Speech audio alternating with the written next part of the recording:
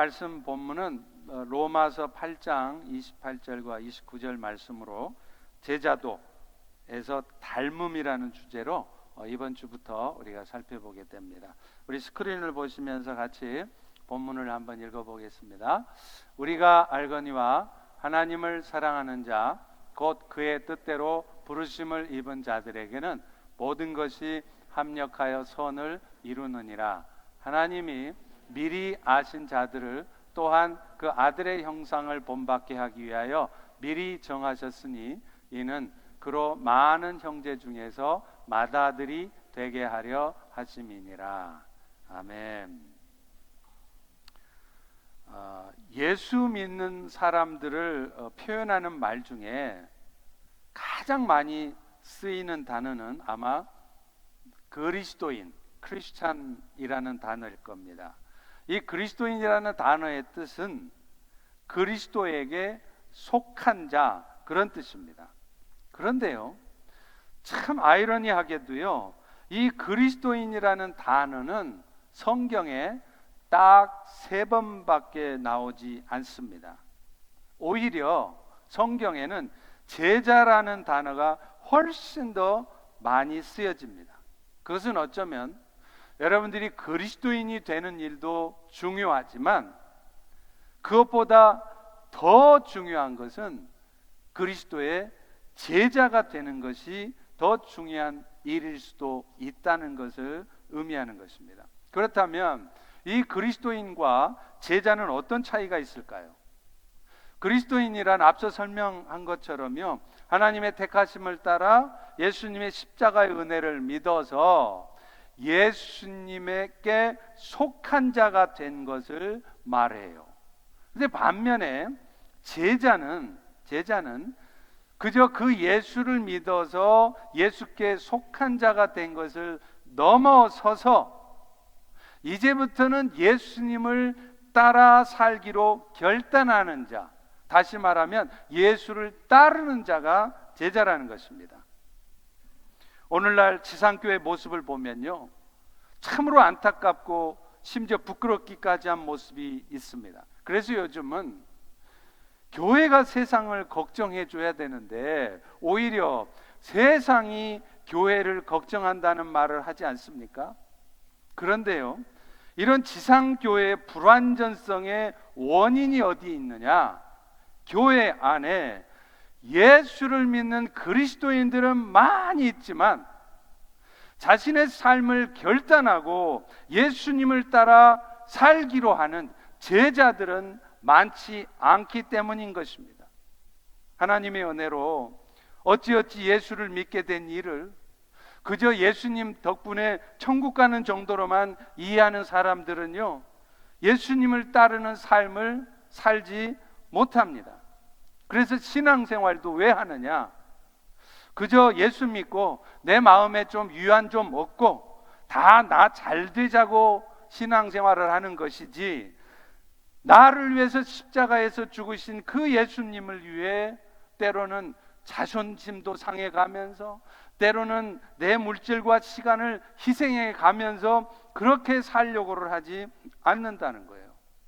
그러니 그런 그리스도인들이 많은 교회는요, 아무리 교회 사이즈가 커도 항상 반목과 갈등과 다툼이 있게 되는 것이고, 그래서 결국은 세상에서 빛의 사명을 감당할 만한 여력도 시간도 의지도 없는 그런 교회가 되고 마는 것입니다. 그런 의미에서 저는 이번 주부터 존 스타트 목사님이 쓰신 이 제자도라는 책을 근거해서 예수님을 따르는 제자의 삶이 무엇인가에 대해서 몇 주간 살펴보게 될 것입니다. 아마 큰 흐름들은 이 존 스타트 목사님의 책에 근거하겠지만 구체적인 내용들은 많이 다를 것입니다. 바라기는 이번에 이 제자도에 관한 설교를 통해서 나는 과연 그리스도인인가, 아니면 나는 정말 예수님을 따르는 제자인가를 진지하게 돌아보는 시간들이 되시기를 간절히 소망합니다. 할렐루야. 예수님을 따르는 제자의 삶의 출발은요, 예수님을 닮는 것입니다. 왜 그런 줄 아세요? 그것이 바로 우리를 예수를 통해 하나님의 자녀로 부르신 목적이기 때문이에요. 오늘 본문을 읽은 로마서 8장 28절 29절 이렇게 말씀합니다. 우리가 알거니와 하나님을 사랑하는 자 곧 그의 뜻대로 부르심을 입은 자들. 누구예요? 바로 여러분들 얘기하는 것입니다. 그런데 이런 분들에게는 모든 것이 합력해서 선을 이룬다는 것이죠. 그런데 그게 뭐냐? 하나님이 미리 아신 자들을 그 아들의 형상을 본받게 하기 위하여 미리 정하셨다. 다시 말하면 아들의 형상을 본받게 하도록 여러분들을 부르시고 합력해서 모든 것이 선을 이루도록 하신다는 것이에요. 아무리 성경 말씀을 잘 모르는 성도들도요, 잘 아는 말씀이 하나 있습니다. 그게 뭐냐면 모든 것이 합력해서 선을 이룬다는 이 28절 말씀이에요. 그런데 의외로요, 많은 성도들이 이 28절 말씀은 잘 알고는 있는데 그 진짜 뜻이 무엇인지를 잘 모르고 있다는 것입니다. 우리는 보통 이 말씀을 어떻게 이해하느냐? 성도님, 집사님, 합력해서 선을 이루신대잖아요. 지금은 좀 힘들어도요, 조금만 참아 보세요. 그러면 하나님께서 집사님이 바라고 소망하는 대로 다 잘 되게 해 주실 것입니다. 이렇게 이 말씀을 이해한다는 거예요. 다시 말하면 이 28절에 말하는 선을 내가 바라고 소망하는 좋은 것으로 이해한다는 겁니다. 그런데요, 이 28절의 선은 내가 소망하는 좋은 것이 아니라 바로 그 다음 절 29절에 나오는 아들의 형상을 본받게 되는 것을 말씀하는 것입니다. 그렇기 때문에 하나님께서 판단하시기를 만약에 여러분이 예수님의 형상을 닮아가도록 하기 위해서 필요한 일이라면 아무리 시간이 지나도 여러분이 바라고 소망하는 대로 일이 안 되게 하실 수도 있습니다. 아니, 심지어는 지금도 고통스러운데 더 고통스러운 상황이 오시게 하실 수도 있다는 것입니다. 왜요?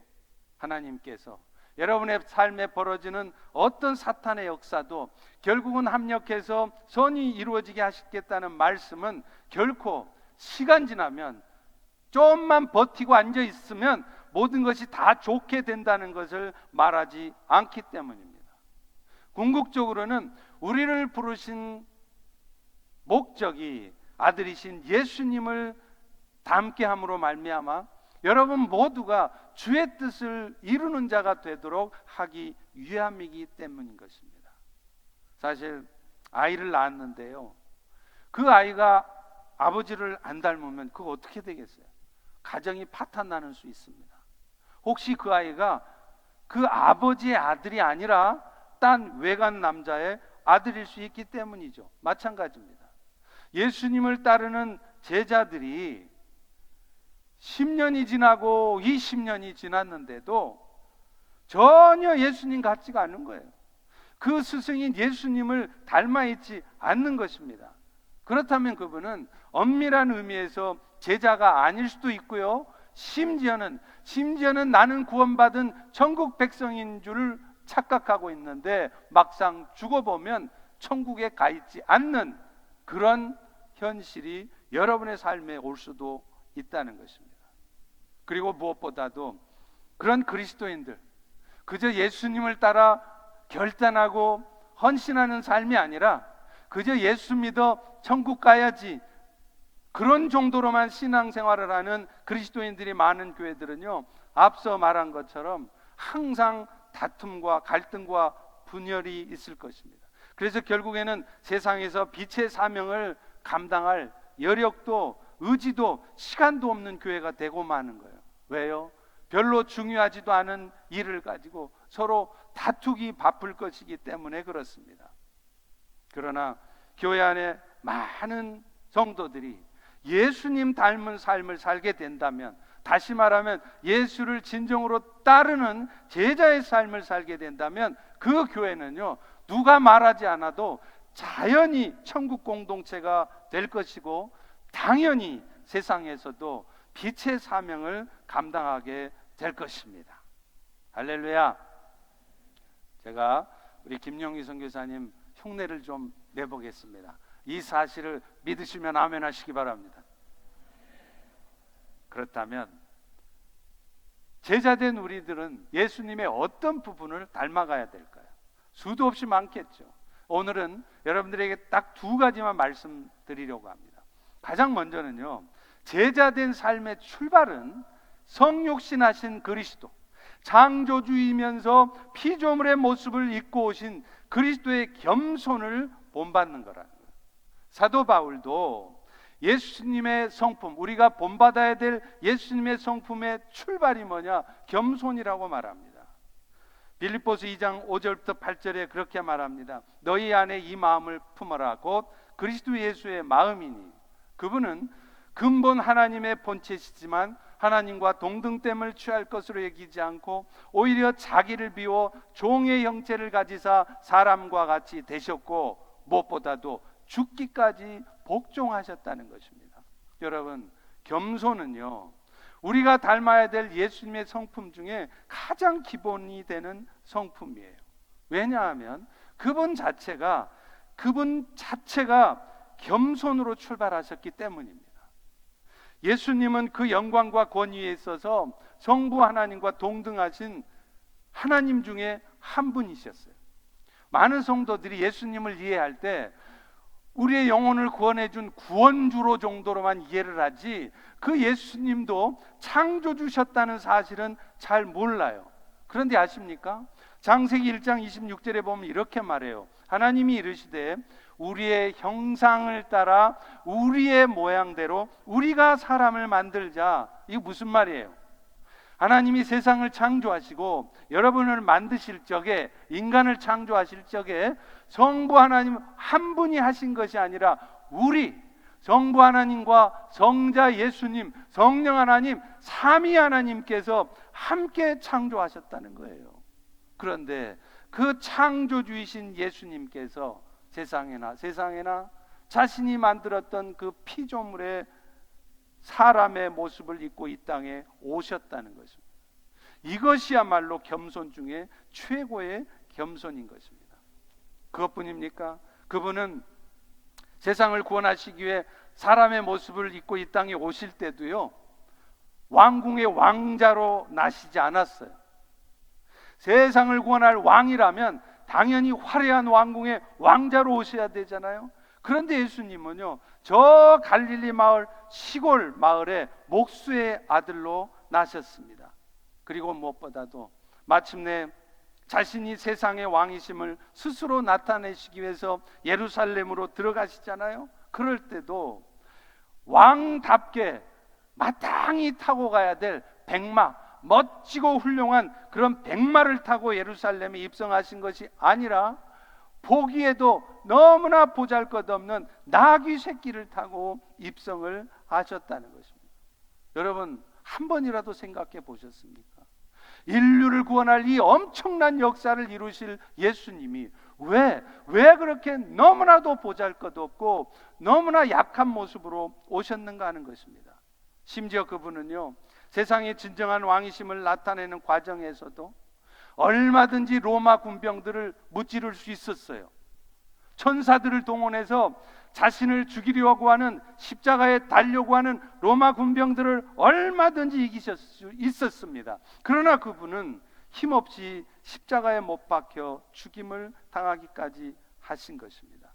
그러나 마침내 하늘의 아버지 하나님께서 그분을 죽음 가운데 남겨두지 않으시고 그분을 다시 살아나게 하심으로 말미암아서 마침내 사망 권세도 이기시고 세상 권세도 이기시고 사탄 권세도 이기셔서 인류의 구원을 완성하시게 하셨다는 것입니다. 할렐루야, 할렐루야. 그렇다면 왜 우리도 그 예수님의 겸손을 배워야 할까요? 왜 여러분은 겸손하게 사셔야 할까요? 무엇보다도 예수님이 그러셨던 것처럼 겸손히 세상을 구원하시고자 하는 하나님의 뜻을 이루는 일이기 때문에 그렇습니다. 여러분, 앞서 말한 것처럼 만약에 예수님이 겸손하지 않으셨어요, 십자가에 안 죽어요. 내가 저 보잘것없는 군병들에 의해서 죽임을 당해 내 자존심이 허락하지 않는다. 그러면서 천군 천사를 동원해서 로마 군병들을 다 무찌르고 자신을 억울한 누명을 씌워서 못 박으려 했던 유대인들을 다 잡아 멸절시켰다면 예수님 자신은 이기셨을지 모르지만 오늘 이 자리에 앉은 여러분들의 구원은 없는 것입니다.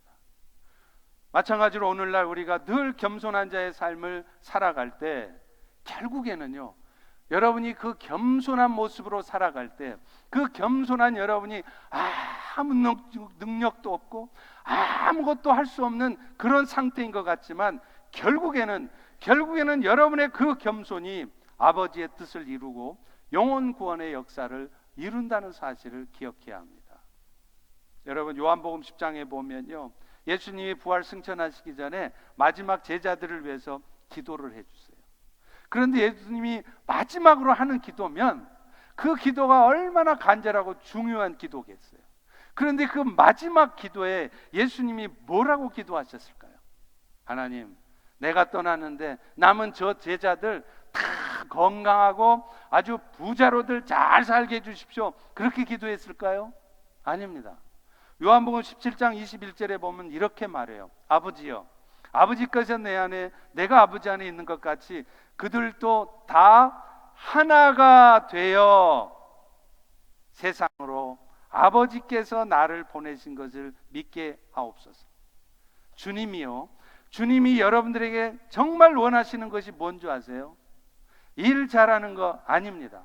제가 수도 없이 말씀드린 것처럼 교회 안에서도 봉사 잘하고 일 잘하는 거, 그것을 주님이 정말 원하시는 거 아니에요.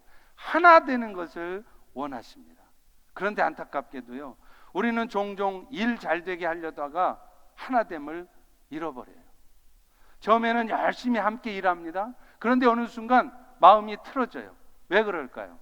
일 잘 되게 하려는데 뭔가 자신의 뜻대로 일이 진행이 안 되는 거예요. 그러니 마음이 틀어지는 것입니다. 그런데 아십니까? 일 잘 되게 하는 것보다 더 중요한 것은 하나 되게 하는 것이에요. 왜 그럴까요? 왜냐하면 하나 될 때, 우리 모두가 하나 될 때 세상은 그런 우리 그리스도인들의 모습을 보고 예수를 믿게 된다고 말씀하고 있기 때문에 그래요. 요한복음 17장 21절 후반부 방금 읽은 말씀 다시 한번 잘 보세요.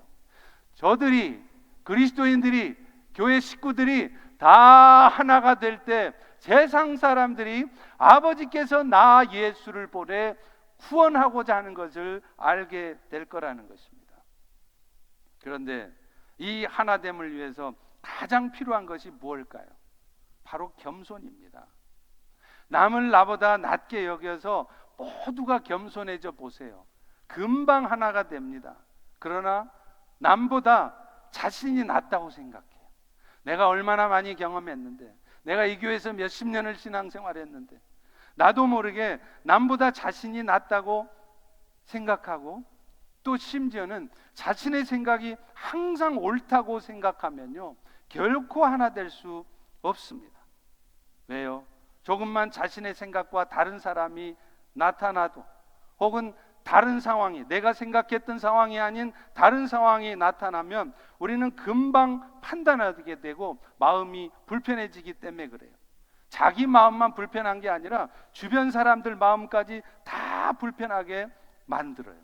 그리고 무엇보다도 그럴 때 우리는 갈등하고 분열할 수밖에 없고, 결국은 그런 우리를 보고 세상은 하나님이 아들 예수를 보내 세상 구원을 하고자 하셨음을 믿지 않게 된다는 것입니다.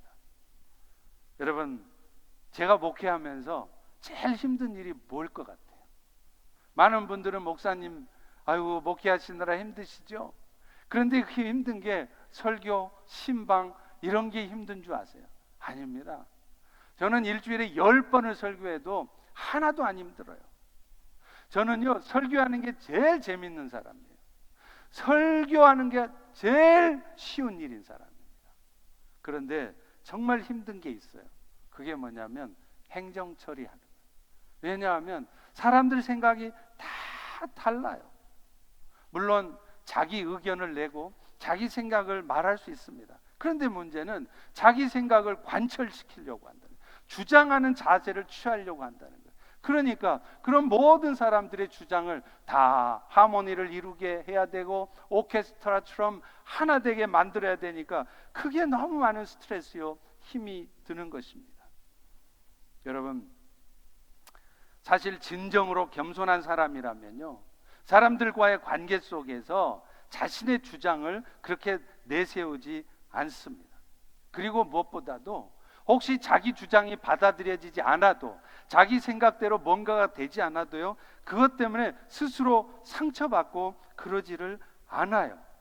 가만 보면 사람들과의 관계 속에서 뭔가 시험에 빠지고 마음에 힘든 것도요, 사실은 철저히 나를 내려놓지 못하기 때문에 그렇습니다. 애초에 출발부터 나는 마른 막대기 같은 아무런 쓸모없는 사람이라고 생각해 보세요. 그러면요, 여러분, 화낼 일 없어요. 자존심 상할 일도 없습니다. 그런데 우리는 그렇게 생각하지 않는다는 거예요.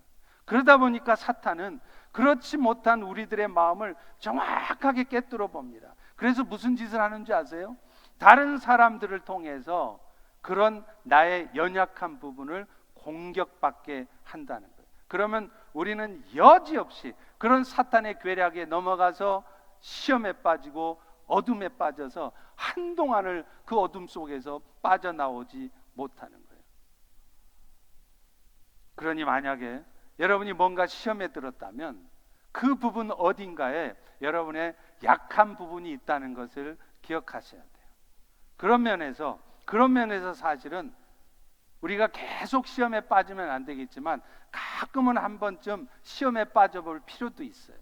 시험에 빠질 때 자신도 몰랐던 약한 부분이 드러나기 때문에 그런 것입니다.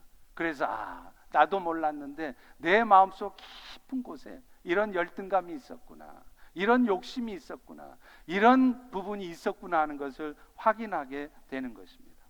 그런데요, 자신을 겸손하게 낮추고 있으면 그런 시험에 들 일이 없겠죠. 애초에 막대기 같은 인생이라고 생각하는 사람이 다른 사람이 나한테 모욕을 좀 했기로서니, 나를 인정해 주지 않았기로서니 그것 때문에 시험 들 일이 없는 것입니다. 사실 우리 하나님께서요, 우리 인생 가운데 가끔 이런저런 고난을 주시는 목적도 결국은 겸손해지게 하시려는 것이에요. 그래서 정말로 하나 되는 우리를 통해서 인류를 구원하시고자 하는 하나님의 뜻이 이루어지게 하시는 것입니다. 여러분이 뭔가 단도리를 잘못해서, 여러분의 실력이 부족해서, 여러분이 부주의해서 그런 일들이 일어난 것이 아니라는 거예요. 그런 직접적인 원인 이면에는 결국은 그런 모든 과정을 통해서 여러분 모두가 겸손해지도록 하시기 위함인 거예요. 사도 바울도 그렇지 않습니까?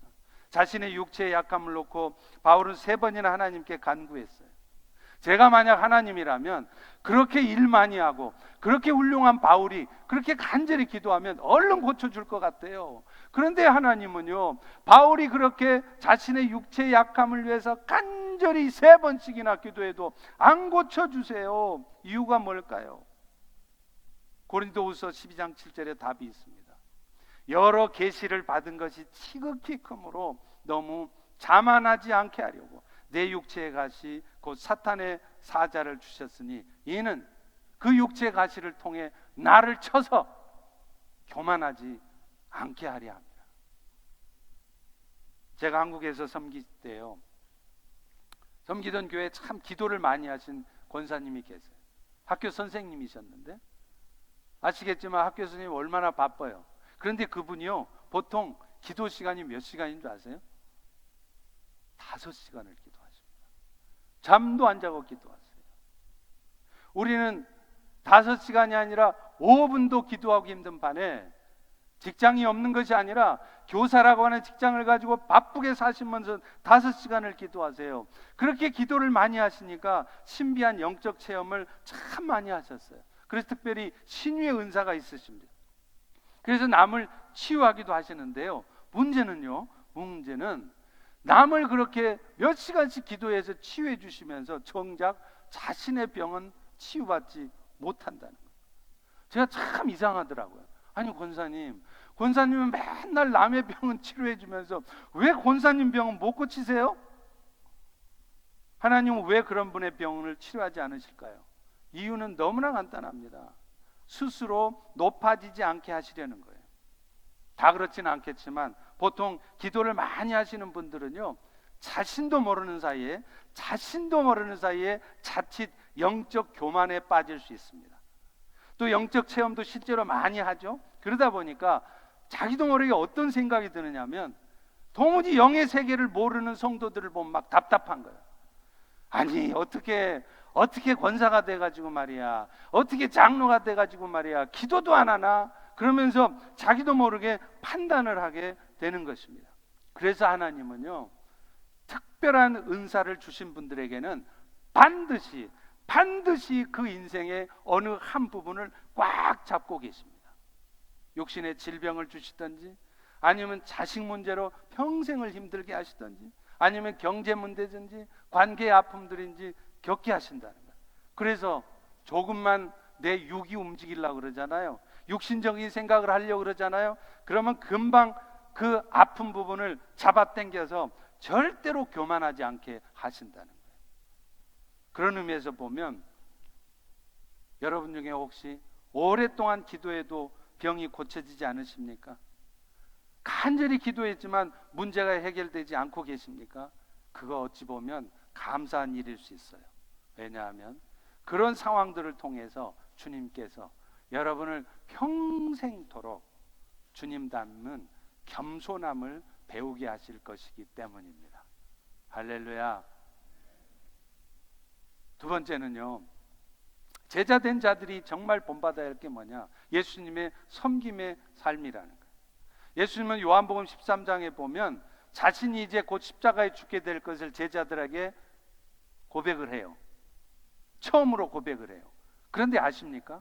예수님이 제자들한테 내가 이제 곧 십자가에 죽을 기다 하고 고백을 하면서 가장 먼저 하신 일이 뭔지 아세요? 바로 제자들의 발을 씻는 것이었습니다.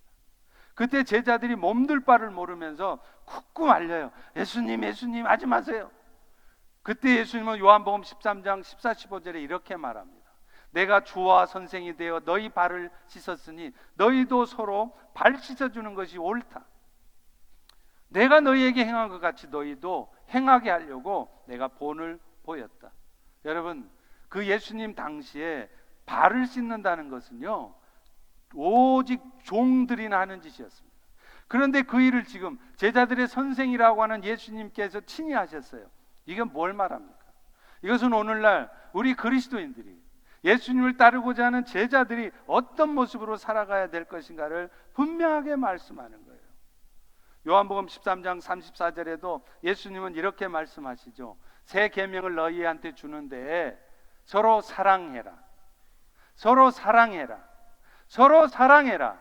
내가 너희를 사랑할 같이 너희도 사랑하라는 거예요. 예수님은 두 가지 명령을 주셨죠. 하나는 모든 족속을 제자 삼는 선교 명령이에요. 그런데 그 선교 명령을 이루도록 예수님은 또 하나의 계명을 주셨는데 그게 뭐냐? 열심히 실력 갖춰라, 열심히 준비하라 아니었습니다. 열심히 서로 사랑하라는 거예요. 그런데 그 예수님의 사랑은 어떤 사랑입니까? 사랑받을 자격이 없는 사람을 사랑해 준 사랑이었다는 거예요. 로마서 5장 8절에 그렇게 말하잖아요. 우리가 아직 죄인 되었을 때 그리스도께서 우리를 위하여 죽으셨다는 거예요.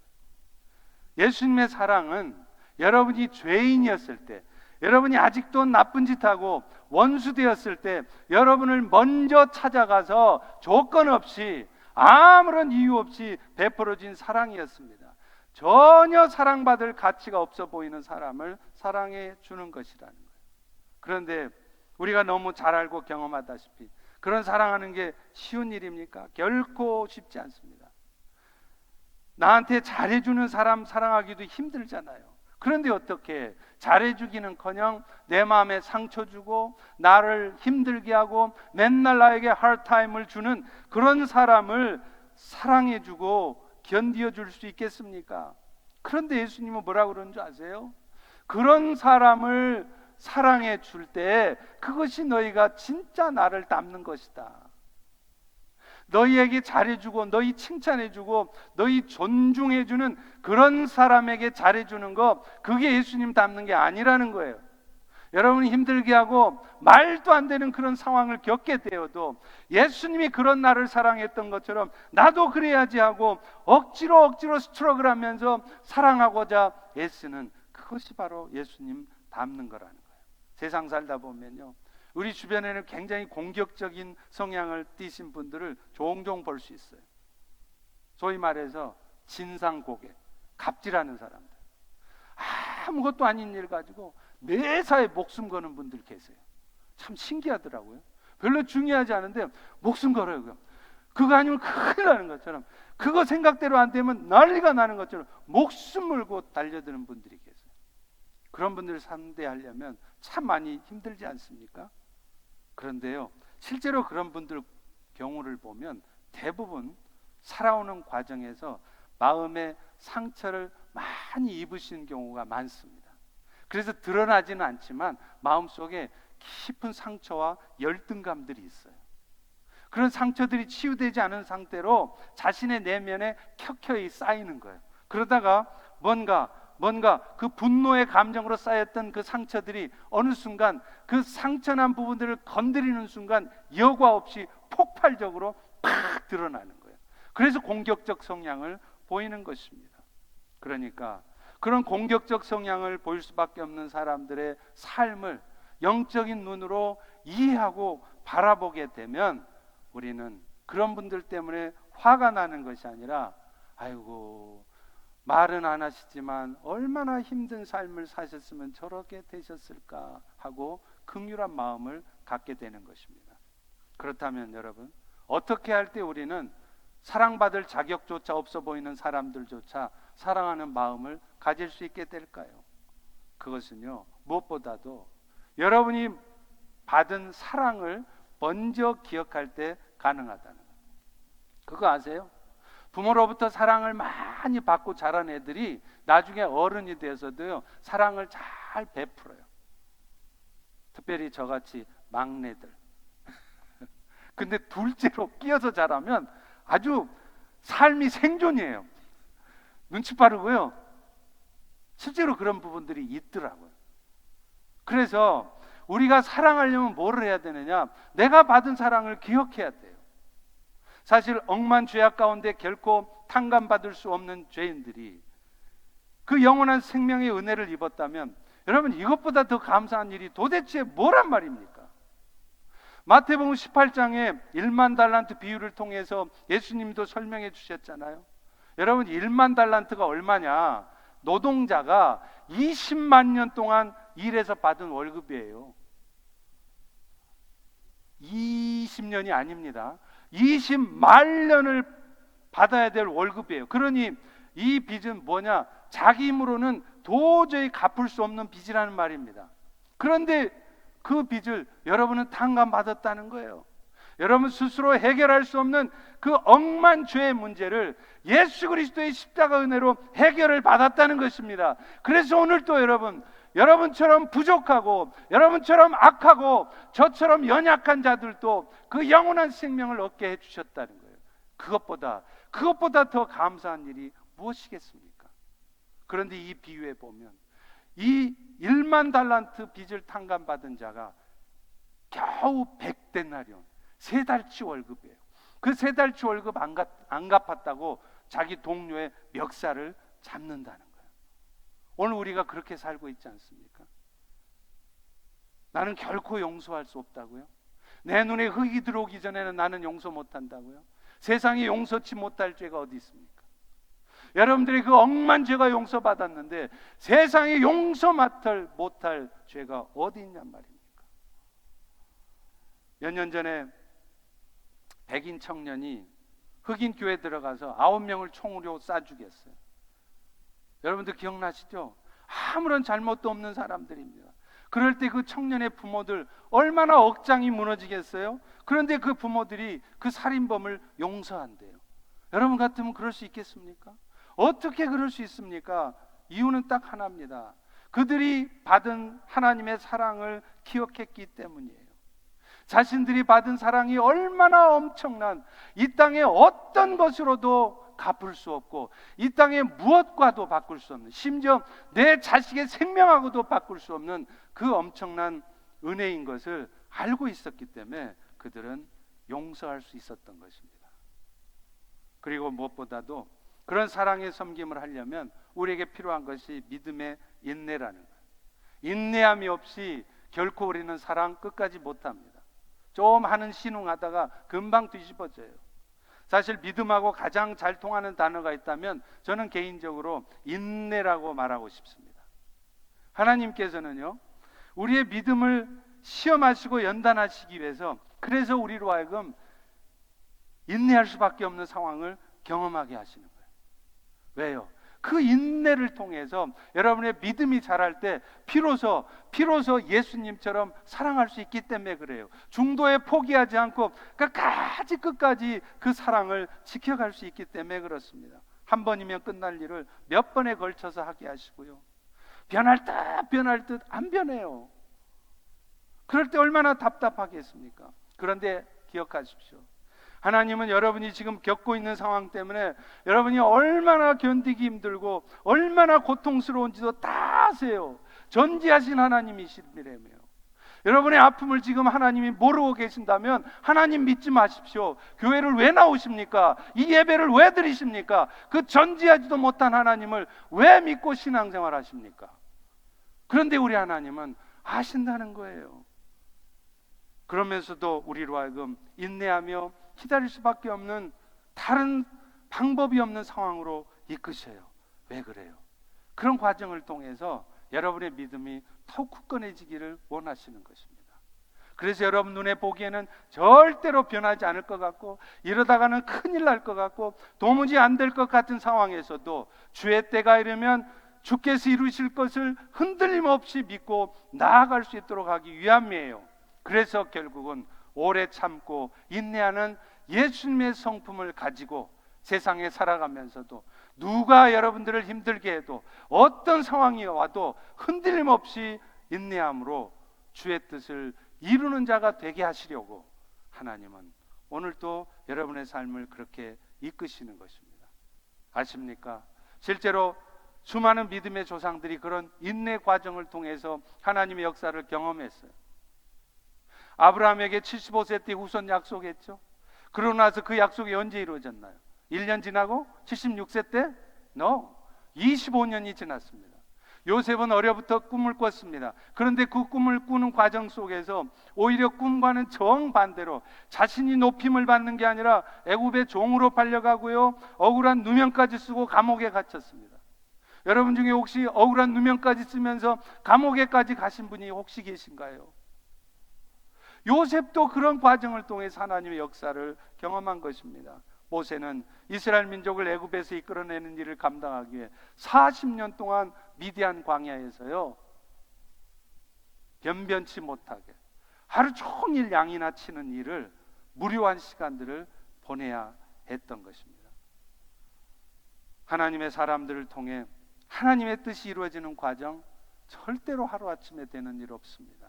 그래서 하나님은 오늘도 여러분에게 인내를 통해 믿음을 배우게 하시려고, 그래서 진짜 사랑이 무엇인지 그런 사랑을 하는 사람이 되게 하시려고 여러분의 삶을 이끌어 가시는 겁니다. 말씀을 맺습니다. 오늘날 갈수록 신앙생활 하기가 어려워진다고 그래요. 왜 그럴까요? 갈수록 사람들의 마음에 사랑이 식어지고 그래서 서로가 서로를 죽이려고만 한다는 거예요. 마태복음 24장 9절부터 13절에 분명히 나와 있습니다. 그때가 되면, 지금 이때입니다. 마지막 때가 되면 사람들이 너희를 죽일 것이고 너희가 내 이름 때문에 영광받고 예수 믿었더니 다 잘되고 축복받고 그런 것이 아니라 모든 민족에게 미움을 받을 것이다. 무엇보다도 서로 사랑이 식어져서 미워하고 잡아 죽이는 날이 올 것이라는 거예요. 그러니까 지금 이 시대가 신앙생활하기가 힘든 겁니다. 교회 생활하기가 그래서 힘든 겁니다. 여러분, 제자라는 단어가 disciple이죠. 이 단어의 원래 뜻이 뭔지 아세요? 어원이 martyr, 순교자라는 뜻이에요. 제자처럼 예수님을 따라 살려면 순교의 각오로 살아가야 이 마지막 때를 제자로 살아갈 수 있다는 것입니다. 오늘 우리 모두 그런 헌신과 수고를 결단하는 가운데, 특별히 겸손과 인내를 가지고 예수님을 따르는 삶을 살 때 우리를 통해 영혼 구원의 역사들, 주의 뜻이 이루어지기를 소망합니다. 아멘. 예. 이 시간에 우리 헌화식이 아니라